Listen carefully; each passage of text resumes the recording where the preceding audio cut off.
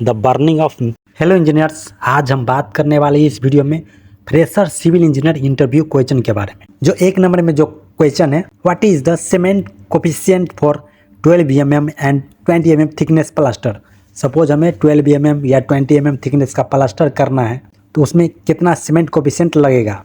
जैसे cement coefficient 12 mm thickness का plaster करना है तो उसमें जो हमारा रेशियो यूज हो रहा है 1:4 का। जैसे एक है सीमेंट एंड 4 है हमारा सैंड। 12 mm थिकनेस का प्लास्टर करना है, हमारा जो उसमें सीमेंट लगेगा 5.45 kg लगेगा पर स्क्वायर मीटर के लिए। एक स्क्वायर मीटर में हमारा 5.45 kg सीमेंट लगेगा। तो अगर 12 mm थिकनेस का प्लास्टर करना है तो जो हमारा रेशियो यूज हो रहा है 1:4 का। जैसे 20 mm थिकनेस का प्लास्टर करना है, जो उसमें जो रेशियो यूज हो रहा है 1:4 का, तो उसमें जो हमारा पर स्क्वायर मीटर में 8.50 kg सीमेंट लगेगा। जैसे दूसरे नंबर में जो क्वेश्चन है, how much gypsum bag are required for 1000 square feet of area. 1000 square feet का एरिया है हमारा, उसमें कितने बैग ऑफ जिप्सम लगेगा, जिप्सम का कितने बैग लगेगा। इसका जो करेक्ट आंसर है 50 to 55 बैग्स जिप्सम लगेगा। कंजप्शन 80 to 20 स्क्वायर फीट पर बैग ऑफ जिप्सम। 18 से लेके 20 स्क्वायर फीट में एक बैग ऑफ जिप्सम लगेगा, वो भी 25 kg का जो जिप्सम रहेगा वो। जैसे weight of one bag of 25 kg, 25 kg का अगर वन बैग है जिप्सम तो हमारा 18 से लेके 20 स्क्वायर फीट में वन बैग जिप्सम लगेगा। आई होप आप लोगों को समझ में आ रहा होगा। अगर आप लोगों को अच्छे से समझ में आ रहा है तो इस वीडियो को लाइक करना मत भूलिएगा। अगर आप लोग अभी तक मेरे चैनल पर नए हो तो प्लीज़ मेरे चैनल को सब्सक्राइब कर लो और बेल आइकन को प्रेस कर देना, क्योंकि मैं ऐसा ही सिविल इंजीनियर रिलेटेड वीडियो लेके आता रहता हूँ। जैसे जो हमारा नेक्स्ट है थर्ड नंबर में, what is the minimum thickness of lintel. जो लिंटर है हमारा उसका मिनिमम थिकनेस कितना होता है। अब ये लिंटर किसे बोलेंगे, जो हमारा डोर हो या विंडो हो उसके ऊपर प्रोवाइड करते हैं उसी को हम लोग लिंटर बोलते हैं। जो लिंटर का जो मिनिमम थिकनेस जो होता है, अगर सेंटीमीटर में देखा जाए तो 15 सेंटीमीटर, जो mm में देखा जाए तो 150 mm तक होता है लिंटर का थिकनेस। जैसे फोर्थ नंबर में, maximum diameter of bar use for lapping. Lapping के लिए कितने mm का डायमीटर का बार हम लोग यूज कर सकते हैं मैक्सिमम। तो इसका जो करेक्ट आंसर है 36 mm का बार हम लोग यूज कर सकते हैं लैपिंग के लिए। उससे ज़्यादा mm का बार हम लोग यूज नहीं कर सकते लैपिंग के लिए। 36 mm of bar having more than this diameter are not allowed. अगर 36 mm डायमीटर से अगर ज़्यादा रहेगा बार का डायमीटर तो वहाँ हम लोग लैपिंग के लिए यूज नहीं करेंगे। जैसे नेक्स्ट है 5 नंबर में, टेंसाइल और फ्लेक्सरल स्ट्रेंथ ऑफ कंक्रीट। जो हमारा कंक्रीट है उसका टेंसाइल और फ्लेक्सरल स्ट्रेंथ कितना होता है। इसका जो आंसर है 0.7 FCK जो होता है टेंसाइल स्ट्रेंथ ऑफ कंक्रीट का। टेंसाइल और फ्लेक्सरल स्ट्रेंथ बोल सकते हो। जैसे नेक्स्ट है 6 नंबर में, what is the factor of safety for steel. जो हमारा स्टील है इसका फैक्टर ऑफ सेफ्टी कितना होता है। इसका जो आंसर है 1.15 होता है फैक्टर ऑफ सेफ्टी स्टील का। जैसे नेक्स्ट 7 नंबर में जो क्वेश्चन है, what is the factor of safety for concrete. इससे पहले था वो हमारा स्टील का, ये जो है हमारा है कंक्रीट का। जो कंक्रीट का जो फैक्टर ऑफ सेफ्टी जो होता है 1.5 होता है, जो स्टील का होता है 1.15। जैसे नेक्स्ट है 8 नंबर में, a good brick clay contents 20 से लेके 30% तक होता है अलुमिना गुड ब्रिक में, एंड 50 to 60% ऑफ सिलिका होता है, and the remaining constituents are lime, magnesia, sodium, potassium and iron. जो नेक्स्ट क्वेश्चन है 9 नंबर में, standard size of brick are. तो जो हमारा ब्रिक है, ब्रिक का जो स्टैंडर्ड साइज जो होता है 19 × 9 × 9 centimetre without motor. With motor के साथ जो होता है 20 × 10 × 10 सेंटीमीटर। जैसे 10 नंबर में है, how many number of bag of cement in 1 metre cube. 1 metre cube में कितने number of bag of cement होता है। इसका जो करेक्ट आंसर है 28.8 बैग ऑफ सीमेंट होता है 1 मीटर क्यूब में।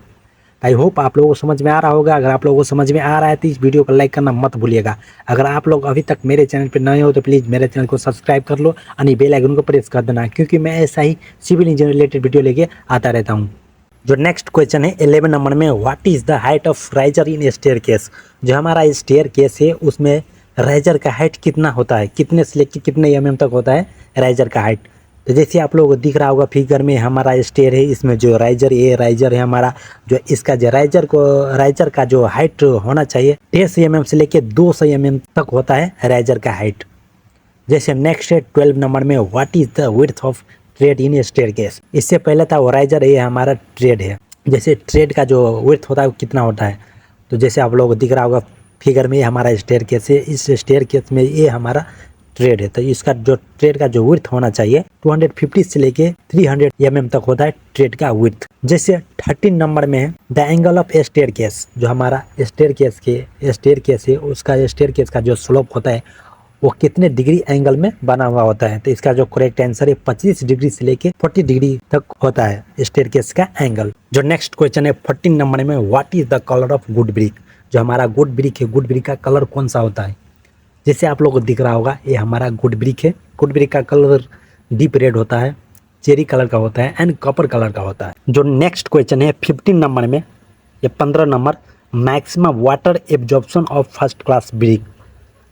जैसे आप लोगों को दिख रहा होगा फिगर में, ये हमारा फर्स्ट क्लास ब्रिक है। फर्स्ट क्लास ब्रिक का मैक्सिमम वाटर एब्जॉर्प्शन कितना होता है, तो इसका जो करेक्ट आंसर है 15% of its dry weight of brick.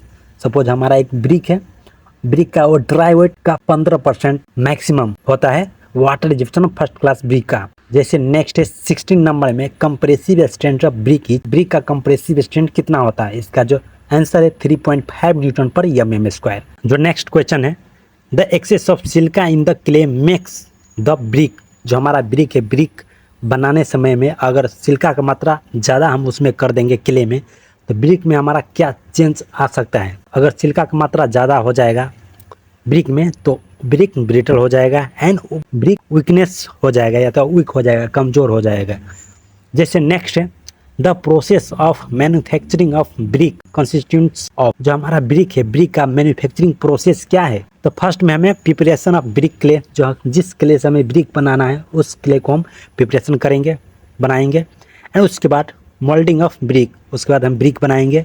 उसके बाद ड्राइंग ऑफ ब्रिक, ब्रिक बनाने के बाद उसको हम सभी ब्रिक को हम सुखाएंगे। उसके बाद बर्निंग ऑफ ब्रिक, उसके बाद ब्रिक सुखाने के बाद ब्रिक को हम पकाएंगे भट्टी में। तो यही प्रोसेस है मैन्युफैक्चरिंग ऑफ ब्रिक का। जो नेक्स्ट क्वेश्चन है 19 नंबर में, how many types of moulding of brick.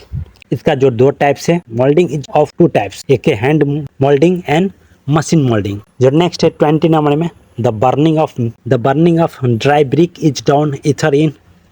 जो हमारा ब्रिक है, ब्रिक को बर्निंग करने के लिए हम क्लैंप और किल में रखते हैं। जैसे नेक्स्ट है 21 नंबर में, the ingredient of ordinary cement. जो हमारा ऑर्डिनरी सीमेंट है उसका इंग्रेडिएंट क्या है, लाइम है, silica, alumina, calcium sulphate, iron oxide, magnesia, sulphur and alkaloid. ये इंग्रेडिएंट है ऑर्डिनरी सीमेंट का।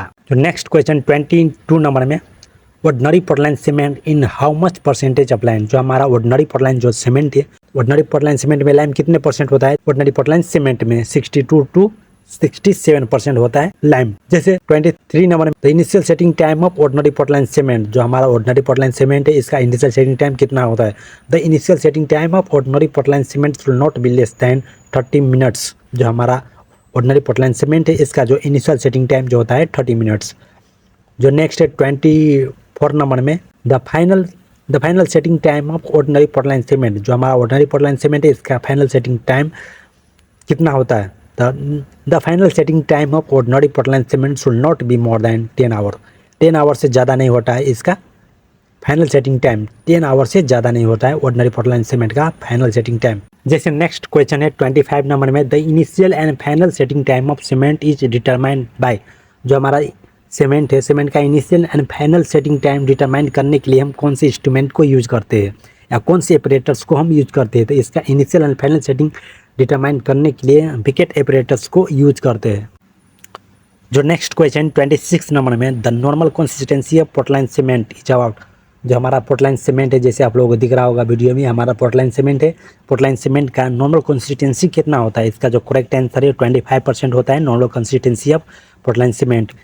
जैसे नेक्स्ट क्वेश्चन है 27 नंबर में, which cement is used to be laid under water concrete work.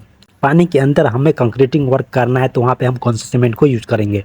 अगर पानी के अंदर में जैसे ब्रिज हो गया जैसे सी हो गया, समुंदर हो गया, समुंदर में हमें ब्रिज बनाना है तो वहाँ पे हम लोग क्विक सेटिंग सीमेंट को यूज करते हैं। अगर अंडर वाटर कंस्ट्रक्शन के लिए हम लोग क्विक सेटिंग सीमेंट को यूज करते हैं। तो आई होप आप लोगों को समझ में आ रहा होगा। अगर आप लोग अभी तक मेरे चैनल पर नए हो तो प्लीज़ मेरे चैनल को सब्सक्राइब कर लो, बेल आइकन को प्रेस कर देना, क्योंकि मैं ऐसा ही सिविल इंजन रिलेटेड वीडियो लेके आता रहता हूँ।